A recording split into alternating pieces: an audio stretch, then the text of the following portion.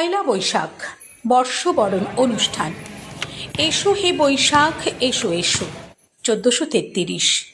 বরিশা সৌর Niloy housing residence complex society সমবেত কাব্যগীতি আলেখ্য এসো হে বৈশাখ। কবিতা, গানে, কথায়, ছন্দে, তালে, সুরে নতুন বছরকে বরণ করে নিলেন। হাউজিংয়ের সাংস্কৃতিক সম্পাদিকা, কবি, বাচিক শিল্পী, সঞ্চালিকা শর্মিলা মাঝি জানালেন, সকলের হৃদয় উৎসারিত অনুভবে ছুঁয়ে থাকা আলোর বিচ্ছুরণে আকাশ বাতাস আলোড়িত করা প্রাণীর উচ্ছ্বাসে আনন্দ আনন্দ আনন্দম। একক গান, একক নাচ, একক আবৃত্তি, দ্বৈত নাচ, ছোটদের স্বতঃস্ফূর্ত নিবেদন, নবদ্বীপর অধিবাসীর বলিষ্ঠ গায়কী, বৈশাখের মৃদুমন্দ স্নিগ্ধ প্রাণ জুড়ানো হাওয়ার পরশে সুরভিত প্রাঙ্গণে হে বৈশাখ তুমি এসেছ হৃদয় বিনায়, তারই ক্ষণে ক্ষণে সৌন্দর্যের মহিমান্বিত প্রকাশ করতে পেরেছেন তারা। নতুন বছরে সবার মাঝে নতুন প্রাণের সঞ্চার হোক, সবার মধ্যে সুস্থ সংস্কৃতির মাধ্যমে জাগুক প্রাণের সুর ও মনের আনন্দ।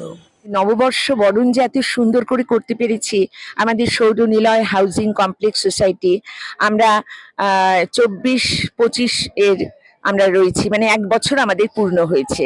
তো এই 1 বছরে কিন্তু প্রতিটি অনুষ্ঠান আমি চেষ্টা করেছি সবাইকে নিয়ে করার।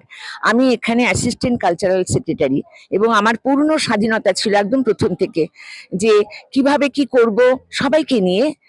আমি জোর দিয়েছিলাম সম্মেলক সঙ্গীতের ওপরে।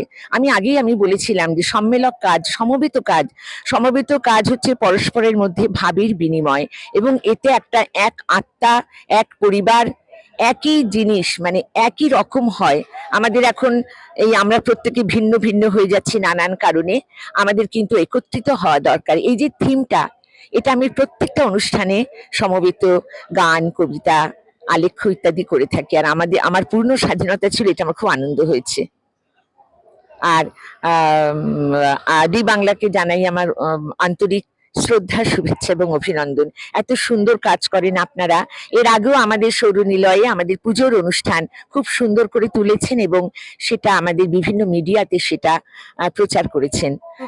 সম্পূর্ণভাবে যদি আমরা ডিভোটি হই, আত্মনিবেদন, নিজেকে প্রাধান্য না দেওয়া, আমি সব, এই যে আমাদের ধারণাটা, এই আমি সব হলে তখন কিন্তু অনেক রকম ভেদাভেদ তৈরি হয়। তো আমি সকলকে ডেকেছি, প্রত্যেককে আলাদা আলাদা করে ফোন করে তোমরা এসো প্রতিদিন। এতে কিন্তু আমি কোনো রকম বিরক্তি বোধ করিনি। এমনকি আপনারা শুনলেন একটু আগে বলেছি, আমি অনেকের নাম দিয়ে দেওয়াতে অনেকে কিন্তু খুব বিরক্ত হয়েছিল, কিন্তু তারা বুঝলো না যে একই সঙ্গে থাকলে যে একটা আনন্দ হয় সমবেত ভাবে, যেটা কিন্তু আমরা আগে যে আমাদের যে সমস্ত পরিবারগুলো ছিল, সেই পরিবারগুলো ভেঙে ছোট ছোট হয়ে গিয়ে কিন্তু আমরা কিন্তু নিজেদের আইডেন্টিটি হারিয়ে ফেলছি। একান্নবর্তী যে ব্যবস্থা, সেটা কিন্তু খুব প্রয়োজন। আমরা কিন্তু আমাদের ব্যক্তিগত স্তর থেকে, পরিবার থেকে কিন্তু আমরা বিচ্ছিন্ন হয়েছি, কিন্তু আবার কিন্তু আমরা একত্রিত হচ্ছি বিভিন্ন সাংস্কৃতিক অনুষ্ঠানে, সেখানে কিন্তু আমরা পরিবার তৈরি করছি। মাহাত্ম্য। আর আমি একটাই বার্তা দিতে চাই যে সবাইকে একসঙ্গে নিয়ে আমরা যদি সাংস্কৃতিক অনুষ্ঠান করি, তাহলে কিন্তু আমাদের মধ্যে মিলনের একটা ঐক্য এটা ধ্বনিত হবে।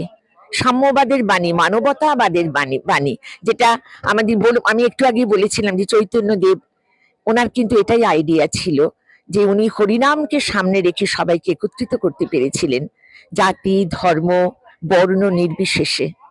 তো এটাই আমার বার্তা যে সবাই একসঙ্গে, আমরা সংস্কৃতি মানেই কিন্তু তাই একসঙ্গে থাকা।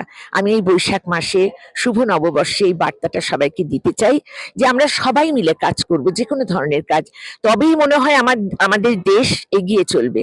এখন কিন্তু আমাদের দেশ অনেকটা থমকে আছে, আমরা প্রত্যেকে আলাদা হয়ে গেছি, বিচ্ছিন্ন হয়ে গেছি পরস্পরের থেকে।